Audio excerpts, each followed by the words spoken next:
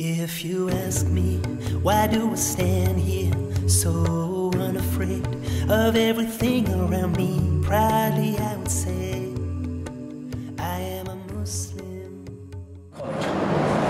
And I would like to begin by acknowledging the traditional owners of this great land on which we are assembled.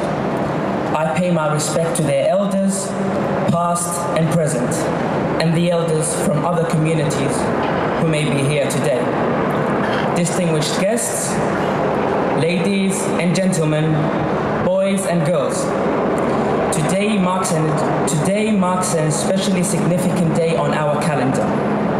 In cities and towns throughout Australia and overseas, ceremonies like this are a permanent reminder of the sacrifices made by brave men and women who believed that this wonderful country of ours was worth fighting and dying for.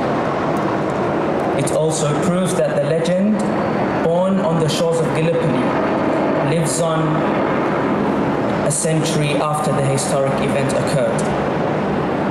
On the 25th of April 1915, the Australian and New Zealand Army Corps landed on the shores of Gallipoli and met fierce resistance from the Ottoman Turkish defenders.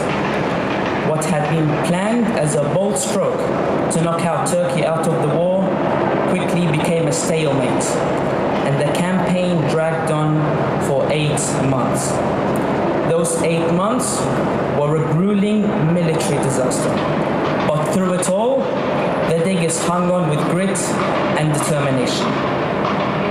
The landing at Gallipoli also gave a birth to a sense of Australian nationhood, and through it all, the qualities that we associate with mateship, such as bravery, endurance, equalitarianism, emerged as a part of our Australian identity. But ANZAC goes beyond the anniversary of landing at Gallipoli. It is a day on which we remember Australians who served and died in all wars, conflicts, and peacekeeping operations.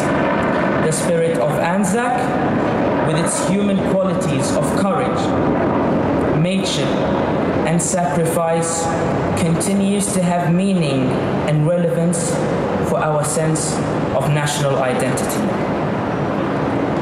This day does not glorify war. It is a time for us to pause and acknowledge all current and former members of our defense forces. The brave men and women who represent our country on a daily basis.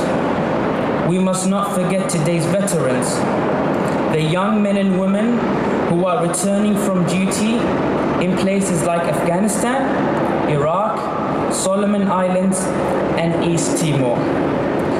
We pay tribute to all current and former members of the Australian Defence Forces, those lost in training, on operations, the wounded, injured, and ill.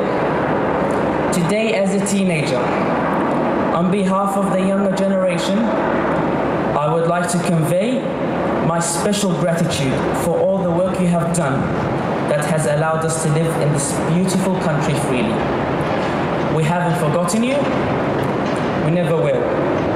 Their name liveth forevermore. Thank you very much. Good morning, my name is Rahim and I'm from the Australian International Islamic College. Today I will be reciting a poem called ANZAC Day by D. Hunter. I saw a kid marching with medals on his chest. He marched alongside diggers, marching 6 abreast. He knew that it was ANZAC Day. He walked along with pride. He did his best to keep in step with the diggers by his side. And when the march was over, the kid was rather tired. A digger said, "Whose medals, son?" To which the kid replied, "They belong to Daddy, but he did not come back. He died up in New Guinea on a lonely jungle track." The kid looked rather sad then, and the tear came to his eye. The digger said, "Don't cry, my son, and I will tell you why. Your daddy marched with us today, all the blooming way. We diggers know that he was there. It's like that on ANZAC Day. The kid looked rather puzzled and didn't understand, but the digger went on talking and started to wave his hand. For this great land we live in, there's a price we have to pay. For we all love fun and merriment in this country where we live. The price was that some soldier his precious life must give.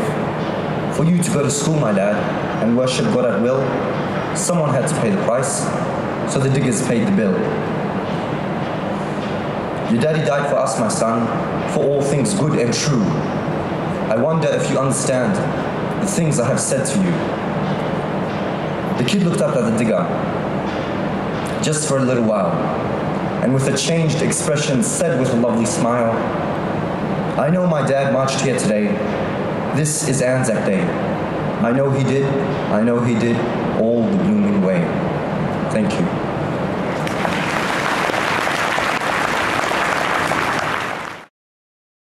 International Islamic College. Today I will be reciting a poem called The Inquisitive Mind of a Child by an unknown author. Why are they selling poppies, Mummy? Selling poppies in town today? The poppies, child, are flowers of love for the men who marched away. But why have they chosen a poppy, Mummy? Why not a beautiful rose? Because, my child, men fought and died in the fields where the poppies grow. But why are the poppies so red, Mummy? Why are the poppies so red? Red is the color of blood, my child. The blood that our soldiers shed. The heart of the poppy is black, Mummy. Why does it have to be black? Black, my child, is the symbol of grief for the men who never came back. But why, Mummy, are you crying so?